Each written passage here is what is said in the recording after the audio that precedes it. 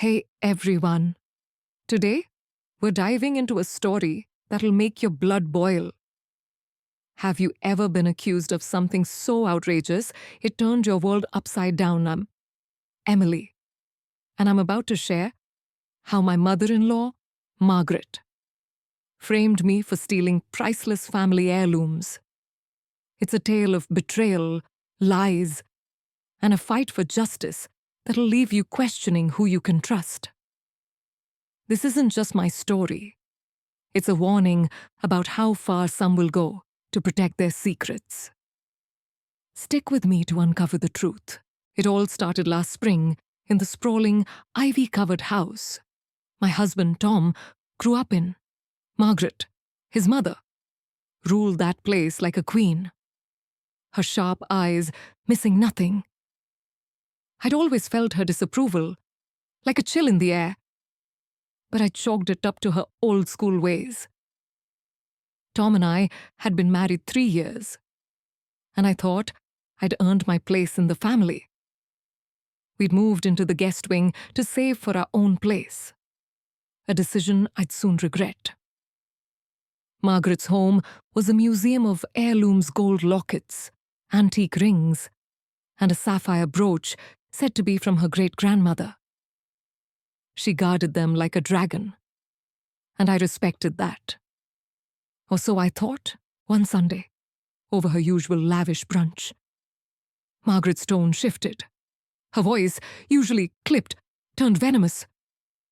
"Emily, where's the brooch?" she asked, her eyes boring into me. The table went silent.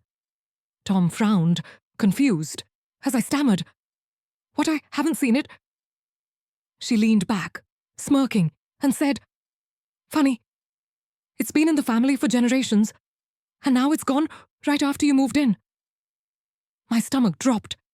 The accusation hung like smoke, choking the air. Tom squeezed my hand, but even he looked uncertain. My mind raced. How could she think I'd steal? I'd never even touched her precious jewels. The next week was hell. Margaret's whispers spread like wildfire. She'd confided in her sister, Clara, who eyed me like I was a thief at every family dinner. The staff, once friendly, avoided me. I caught Margaret rifling through my drawers one afternoon, claiming she was looking for evidence. I was livid, but held my tongue. Tom begged me to keep the peace. "She's just protective," he said. Protective. It felt like a witch hunt. I started noticing things, her smug glances, the way she'd linger near the display case where the heirlooms were kept. Was she planning this all along? Why me? I had no answers. Only a growing dread that this was bigger than a missing brooch. By Friday, the tension was unbearable. Margaret called a family meeting in the parlor, her voice dripping with fake concern. "I hate to say it," she began, "but Emily's been seen near the case too often. I found a pawn shop receipt in her coat." My jaw dropped. A receipt. I'd never been to a pawn shop. Tom's face paled as she slid a crumpled paper across the table. It was real, with my name scrawled on it. I screamed. This is a lie, but the room was already turning against me. Clara gasped. And even Tom's cousin, Mark, shook his head. Margaret had set the stage perfectly, and I was the villain in her play. What would you do? Cornered like that, with no one believing you, I felt trapped. My life unraveling in her manicured hands. That night, alone in our room, I cried until my eyes burned. Tom held me, promising to talk to her. But I saw the doubt in his eyes. I wasn't just fighting for my name, I was fighting for my marriage, my place in this family. Margaret's accusation wasn't random, it was calculated. She wanted me gone. But why? What had I done to earn this hatred? I vowed to find out. no matter the cost. This was no longer about a brooch, it was about survival. The truth was out there, and I'd tear that house apart to find it. Stay with me. This is just the beginning. The air in Margaret's house grew thicker, like a storm brewing.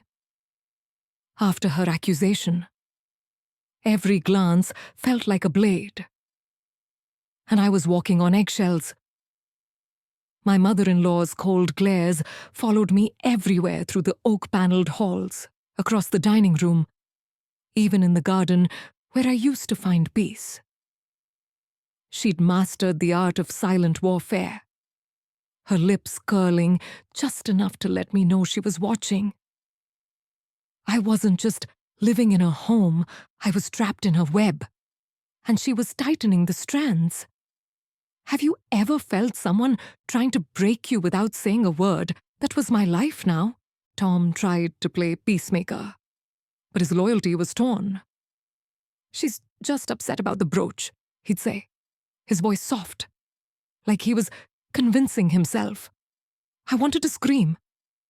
She's framing me, but I bit my tongue. Losing him wasn't an option.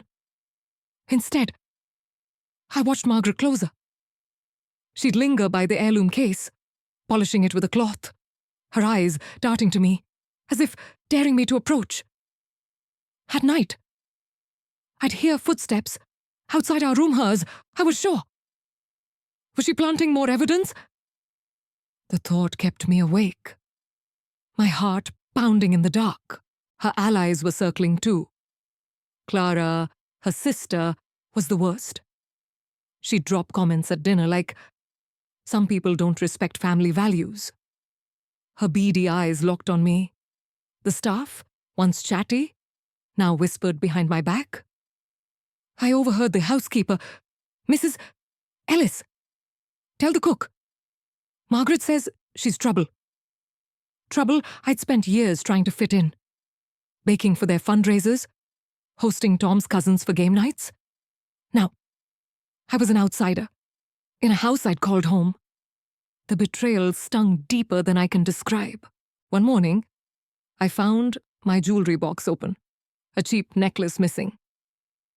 I confronted Margaret in the kitchen, my voice shaking. "Did you take something from my room?" She raised an eyebrow, sipping her tea. "Why would I bother with your trinkets? Emily, unlike some, I don't steal." The jab hit hard, and Clara, perched at the counter, snickered. I stormed out, my cheeks burning. Later, I found the necklace in the laundry room, tangled in a towel. Coincidence, no way. Margaret was toying with me, testing how far she could push before I snapped. What would you do? Knowing someone was sabotaging you at every turn. The tension boiled over at a family barbecue.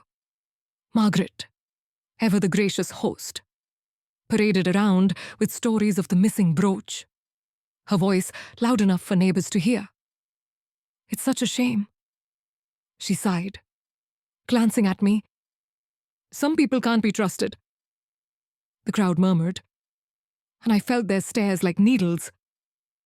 Tom's cousin Mark pulled me aside, his tone sharp. "Just give it back. Emily, don't drag this out." I was speechless.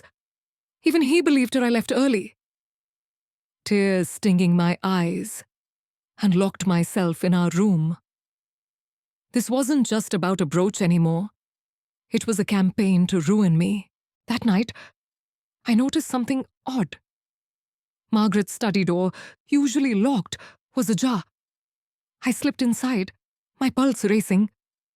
Papers were scattered on her desk bills, letters, and a photo of her late husband, Tom's dad. Nothing stood out, but the room felt wrong, like a stage set for a scene I hadn't been cast in. As I turned to leave, I heard her voice behind me, snooping now. "Emily?" How predictable. Her smile was ice cold, and I froze. She didn't call me out, just walked away. But the message was clear. She was always one step ahead. I went to bed shaken, realizing this fight was bigger than I'd thought.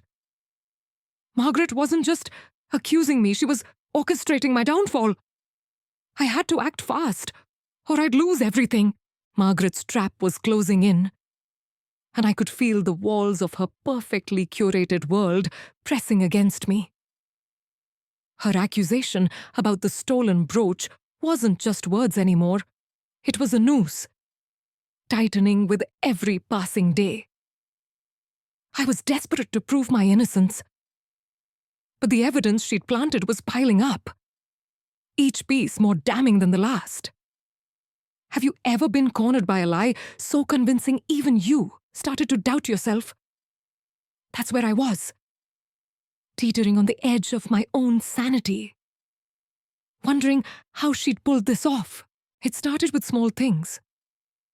A week after the family meeting, I found a velvet pouch in my purse, one I'd never seen before. Inside was a gold locket, another of Margaret's precious heirlooms. My heart stopped. I hadn't taken it. But there it was, tucked among my keys and receipts like a ticking bomb. I shoved it back, hands trembling, and hid the purse under our bed. Confronting her would only make me look guiltier. She'd planned it that way. That night, I barely slept, imagining her slipping into our room, planting clues while I dreamed. Was I paranoid? Or was she really that cunning? Then came the pawn shop receipt. Margaret had flashed it at the family meeting, but now it was circulating. Clara accidentally left a copy on the coffee table, where Tom's cousin Mark picked it up. "This looks bad. Emily?" he said, his voice low but accusing. I snatched it, my stomach churning. The receipt listed the brooch, sold for $2,000 with my name printed clear as day. I'd never been to that shop, but the details were eerily precise, dated the week we moved in. I tore it up, but the damage was done. Mark's eyes said he believed her, and Tom's silence cut deeper than any words. How do you fight a lie that's taken root in everyone you love? Margaret's campaign grew bolder. At a church fundraiser, she confided to the pastor's wife that I'd been acting strange around the heirlooms. By Sunday, the whole congregation was whispering. I overheard Mrs. Ellis, the housekeeper, tell a guest. Margaret found another missing ring in Emily's laundry. A ring I checked my hamper, and there it was a silver band with a ruby, buried in my socks. I wanted to scream. She wasn't just framing me. She was staging a masterpiece. Every prop placed to perfection. I hid the ring in a shoebox, terrified of what she'd plant next. I tried to stay calm, to act normal, but her presence was suffocating. She'd hover near the heirloom case, rearranging trinkets, her eyes daring me to challenge her. Once, I caught her slipping something into her pocket, a small key. Maybe to the case itself. When I asked about it, she snapped. "Mind your business." "Emily?" Her tone was venomous, but her smile was worse, like she knew she was winning.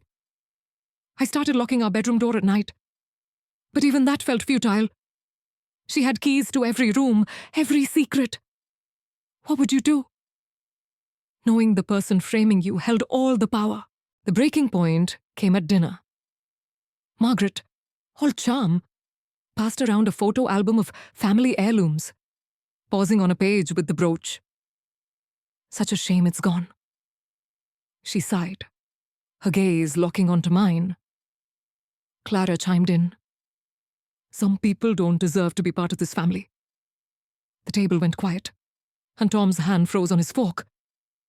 I stood, shaking, and said, "I didn't take it." "Margaret, you know that?" She just raised an eyebrow, sipping her wine. The room felt like a courtroom, and I was already convicted. I left, my chest tight, knowing I couldn't keep playing defense. She'd built a perfect trap, but I'd find a way to break it, or lose everything trying. The dining room showdown was my breaking point. Margaret's smug gaze, Clara's venomous jab, and Tom's deafening silence pushed me over the edge.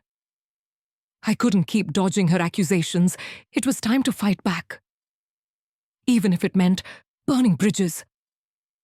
Have you ever faced someone so determined to destroy you that every word felt like a landmine? That's where I stood, heart pounding, ready to confront the woman who turned my life into a nightmare. The next morning, I cornered Margaret in her pristine parlor, the heirloom case gleaming behind her like a trophy. "I know you're framing me," I said, my voice steady, despite the knot in my stomach. She didn't flinch, just folded her hands and tilted her head. "Framing you, Emily. Paranoia doesn't suit you." Her calm was infuriating. Like she'd rehearsed this. I pressed on. "The locket in my purse. The receipt. The ring, they didn't appear by magic." She laughed, sharp and cold. "You're grasping at straws. Maybe you should confess before this gets worse." Worse, she was already dismantling my life. I didn't back down. "I'm not a thief, and you know it. Why are you doing this?" For a split second, her mask slipped, her eyes narrowed, and I saw raw hatred. Then she recovered, sighing dramatically. "I'm protecting my family's legacy? You wouldn't understand?" She turned away, dismissing me. But I'd seen enough. That look wasn't about a brooch. It was personal. I left the room, my mind racing. What had I done to make her despise me this much? Her allies closed ranks fast. Clara was at the house by noon, whispering with Margaret in the study. I overheard snippets my name. "Disgrace. Tom deserves better." When I walked in, they fell silent, Clara's smirk daring me to react. I didn't. Instead, I went to Tom, who was in the garage, tinkering with his car. "We need to talk," I said, holding up the ruby ring I'd found. "Your mother planted this?" He stared at it, his jaw tight. "Emily, this is crazy. She wouldn't." I cut him off. "She did. And if you don't see it, we're done." His eyes widened, but he didn't argue. For the first time, I saw a crack in his doubt. That evening, Margaret upped the ante. She called another family meeting, this time with Mark, Clara, and even the pastor's wife, Mrs. Larson, for extra weight. "I found this," Margaret announced, holding up a pawn shop business card with my handwriting on it, or so she claimed. It was in Emily's coat pocket. The room gasped, and Mrs. Larson clutched her pearls. I stood, shaking with rage. "That's not mine. You're lying?" "Margaret." She just shook her head, playing the victim. "Why would I lie?" Dear Clara jumped in. "She's been sneaking around for weeks. We all saw it." Mark nodded. And even Tom looked conflicted. I felt the walls closing in. I stormed out, tears burning my eyes. But I wasn't done. In our room, I replayed every moment, her smug smiles, the planted evidence, that flash of hatred. This wasn't just about heirlooms, it was a vendetta. But why I needed answers, and I needed them now. What would you do? Facing a room full of people ready to believe the worst about you, I decided to play her game, but smarter.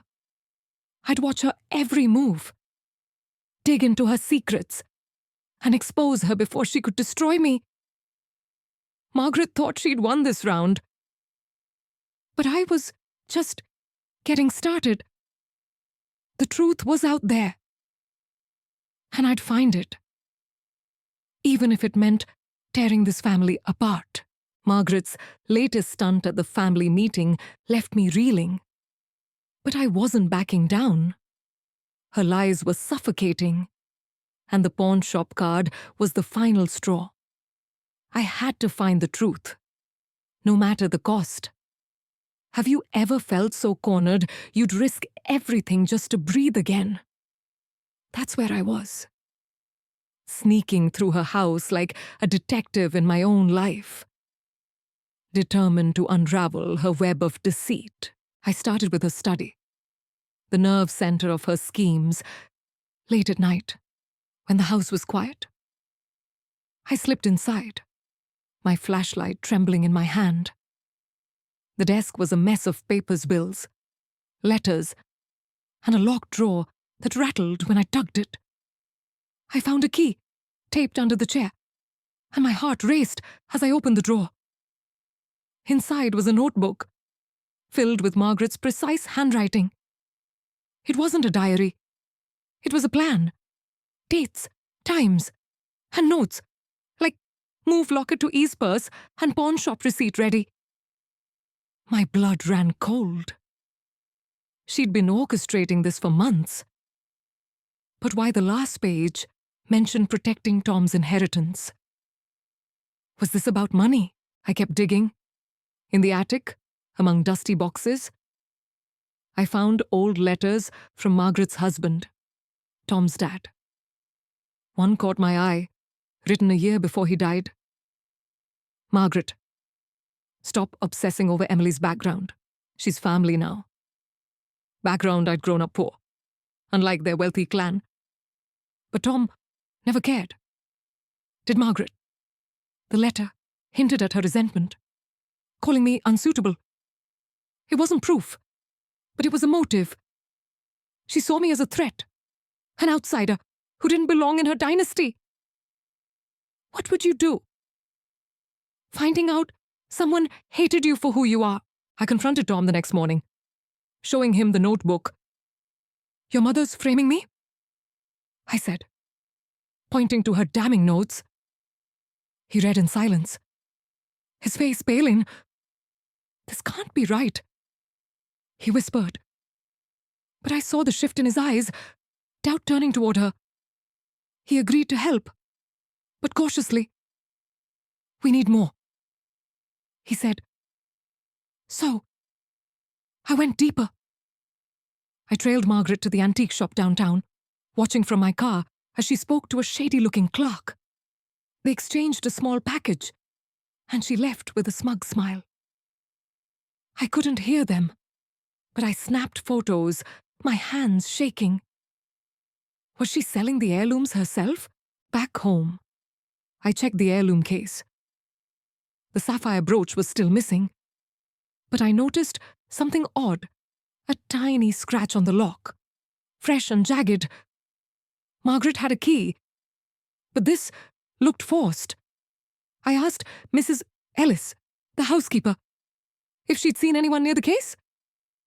She hesitated, then muttered, Margaret's been fussing with it lately. A crack in her loyalty, I pressed. But she clammed up. Loyal to her boss? Still, it was something. I started recording conversations, hiding my phone during dinners, catching Clara's snide remarks and Margaret's veiled threats. Every fragment was a weapon. The risk was huge. If Margaret caught me, she'd twist it to make me look crazier. But I was done playing her victim. One night, I overheard her on the phone in the hallway. It's handled, she said, her voice low. She'll be gone soon. My stomach dropped. Gone. Was she planning something worse? I needed hard proof, something undeniable to expose her. I was close, but every step felt like walking a tightrope.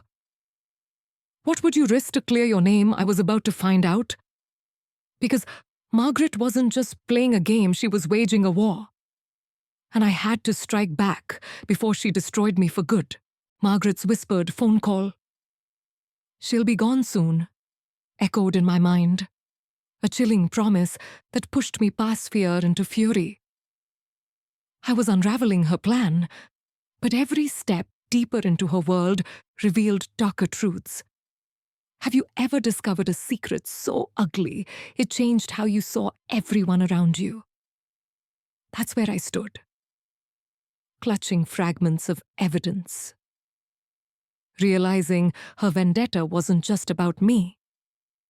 It was rooted in a family secret she'd kill to keep buried. I doubled down, scouring her study again. This time, I found a hidden compartment in her desk, a false bottom in a drawer. Inside was a letter, yellowed and dated 10 years ago, from Tom's father to Margaret. I know about the affair. It read, "If you don't stop, I'll cut you out of the will." An affair. My mind raced.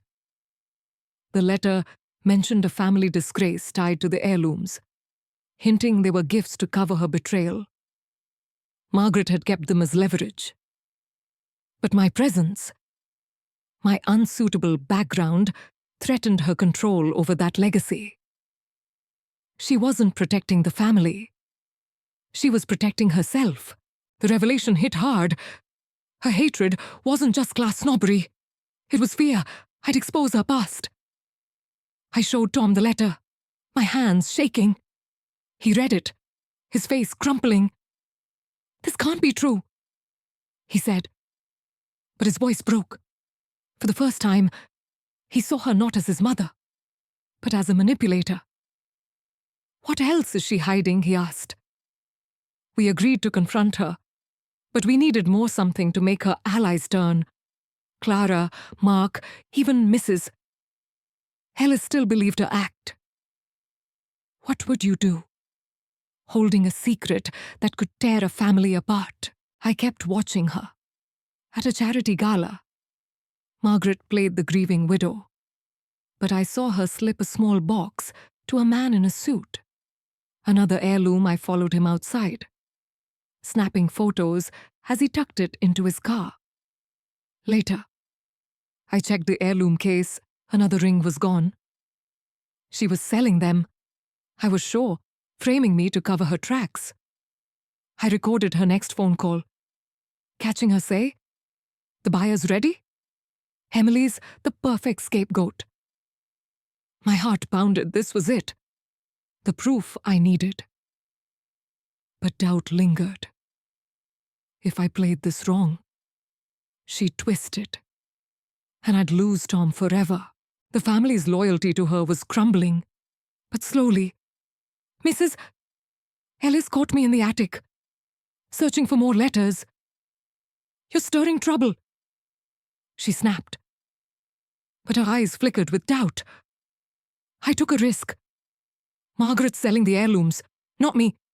Help me prove it." She didn't answer. But she didn't tell Margaret either. A small victory. Clara, though, was unshakable, cornering me at breakfast. "You're digging your own grave, Emily."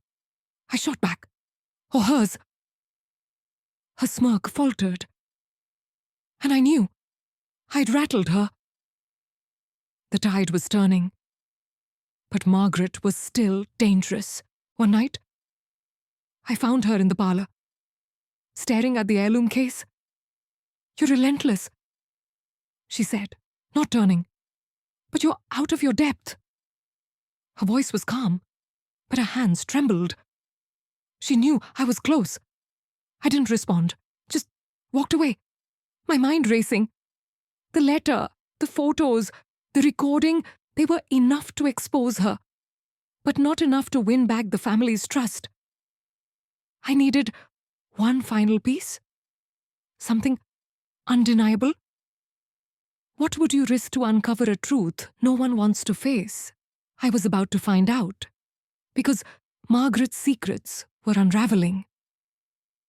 and I was ready to pull the last thread, even if it meant breaking everything. Margaret's trembling hands in the parlor were a crack in her armor, and I was ready to pry it open. Her secrets, her affair, the heirlooms, her plan to frame me were piling up. But I needed to turn the tables before she could strike again. Have you ever stood on the edge of exposing someone, knowing one wrong move could ruin you? That's where I was. Armed with evidence, but surrounded by her allies. Fighting to clear my name and save my marriage. I started with Mrs. Ellis, the housekeeper who'd wavered, in the kitchen. I showed her the photos of Margaret with the buyer. She's selling the heirlooms. I said, "You've seen her at the case." Her eyes darted away, but she nodded. I found a receipt in her study, once $5,000 for a ring. I thought it was a mistake. It wasn't. She agreed to back me if I confronted Margaret. A huge win. Next, I approached Mark, Tom's cousin, showing him the recording of Margaret's call, "Emily's the perfect scapegoat." He frowned, shifting uncomfortably. "This is messed up. Emily, I'll hear you out. 2 allies." But Clara was still Margaret's guard dog. Tom and I planned the confrontation carefully. We'd do it at Sunday brunch, with everyone there. Clara, Mark, Mrs. Ellis, even Mrs. Larson for moral weight. I spent days gathering every piece of evidence, the notebook, the letter about her affair, the photos, the recording. My hands shook as I copied everything. Terrified Margaret would catch me. She was watching closer now, her smiles tighter, her comments sharper. "You look tired. Emily?" she'd say, her voice dripping with mock concern. She knew I was closing in. What would you do? Knowing your enemy was waiting for you to slip. The brunch was tense. The dining room heavy with unspoken accusations. Margaret presided like a queen, but I saw her glance at the heirloom case, nervous.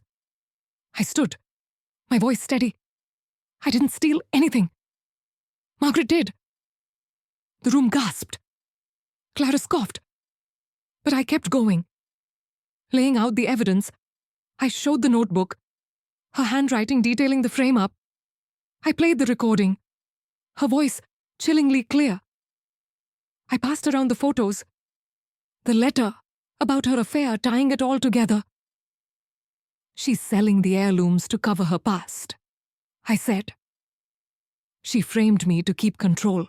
Margaret's face went white, then red. "Lies?" she shouted, slamming her hand on the table. "But Mrs. Ellis spoke up. "I saw the receipt. Margaret, it's true." Mark nodded, his jaw tight. "You went too far. Aunt Margaret." Clara tried to interrupt, but Tom cut her off. "Enough! Clara, I believe Emily." His words hit like a lifeline, and I fought back tears. "Mrs. Larson looked horrified, whispering, 'This is shameful.' The room turned, and Margaret's empire crumbled. She stood, shaking, and stormed out, but not before hissing at me. "You'll regret this." The family was stunned. But the truth had shifted their perspective. Mark apologized, admitting he'd been swayed by Margaret's charm. Clara stayed silent, her loyalty wavering. Mrs. Ellis promised to testify if needed. Tom pulled me close, whispering, "I'm sorry I doubted you. It wasn't over Margaret was down. Not out, but I'd won this round. What would you feel? Watching your accuser's lies collapse." I felt relief, but also dread. Margaret wasn't done, and I had to stay sharp. The truth was my weapon. and I'd use it to end this war. No matter what came next. Margaret's exit from the brunch left a silence so heavy, it felt like the house itself was holding its breath. I'd exposed her, her lies, her affair, her scheme to frame me, but victory tasted bittersweet. Her hiss, "You'll regret this," lingered like a threat. And I knew she wasn't finished. Have you ever won a battle but felt the war still looming? That's where I stood, surrounded by a family starting to see the truth, but bracing for her next move. The days after were chaotic. Clara, shaken, admitted Margaret had pressured her to spread the rumors. "She said you'd ruin us," she mumbled, avoiding my eyes. "Mark and Mrs. Ellis helped me catalogue the heirlooms, confirming 2 rings, and the brooch was sold, not stolen. We traced the pawn shop receipts to Margaret's name, not mine, and Tom filed a police report. The evidence was ironclad. But Margaret vanished, leaving only a note. This isn't over." My stomach churned. She was out there, plotting, and I couldn't relax. Tom and I moved out, renting a small apartment to escape her shadow. He was my rock now. His doubt replaced by fury at his mother. "She manipulated everyone," he said, his voice raw. We met with a lawyer, who warned Margaret could face charges for fraud and defamation. But justice felt hollow. Her betrayal had fractured the family. Mrs. Larson organized a community meeting where I shared my story. The gasps and whispers were different now, sympathy, not suspicion. People rallied around me, but the scars remained. What would you do? Rebuilding trust after it's been shattered. Weeks later, Margaret resurfaced, calling Tom from a hotel. She didn't apologize, just rambled about protecting the family. He hung up, and we blocked her number. The lawyer pushed for a restraining order, and the pawn shop owner confessed to buying from her, sealing her guilt. She pleaded no contest, avoiding jail but losing her reputation. The family cut ties, and Clara moved away, ashamed. The heirlooms were gone, but I didn't care they were tainted by her lies. Tom and I started therapy, learning to heal from the chaos she'd sown. This wasn't just about me, it's a warning. Families can hide dark secrets, and those closest to you can wield the sharpest knives. I learned to trust my gut, to fight for the truth, no matter how ugly. Margaret's downfall was her own making, but it cost us all. What's the price of justice in your family? Share your thoughts below. And let's talk about how we overcome betrayal. Like, comment, and subscribe for more stories that uncover the truth. Hey everyone, Emily here, wrapping up my story of betrayal and redemption. My mother-in-law, Margaret, framed me for stealing family heirlooms to protect her secrets, an affair and her control over the family's legacy. Her lies planted evidence. Forged receipts nearly destroyed my marriage and reputation. But I fought back, uncovering her notebook, letters, and shady deals. With Tom and unlikely allies like Mrs. Ellis, I exposed her at a family brunch, turning her allies against her. Margaret fled. But justice caught up. She lost everything, pleading no contest to fraud. We moved out, rebuilding trust through therapy. This story isn't just mine. It's a lesson: trust your instincts, confront lies, and hold tight to those who stand by you. Families can break, but truth rebuilds. What would you do in my shoes? Share below. And let's keep this conversation going.